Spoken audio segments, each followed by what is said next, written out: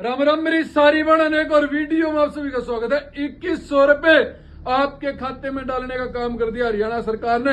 3 बजे के बाद आपके फोन पे मैसेज आने शुरू हो गए। कमेंट करके बता दो किस किस के खाते में 2100 रुपए आगे हैं, और जिसके अभी तक नहीं आए कमेंट कर दियो।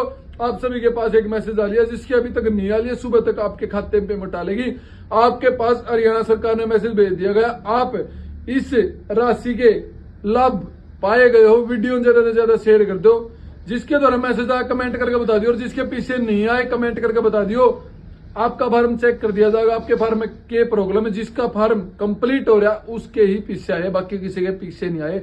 अपना फार्म खोलो, स्टेटस पर जाकर एक्सपेक्ट लग रहा है, सबमिट लग रहा है, उस पर क्लिक करोगे। 2100 रुपए भरने की राशि भरने की ऑप्शन आएगा, ऑप्शन क्लिक करके उसके बाद कंप्लीट हो जाएगा वो। उसके बाद आपके खाते में पैसे आने शुरू हो जाएंगे। वीडियो ने ज्यादा से ज्यादा शेयर कर दिया, कमेंट करके बता दियो किस मेरी बाण के खाते में पैसे आए हैं। जय हिंद, जय भारत।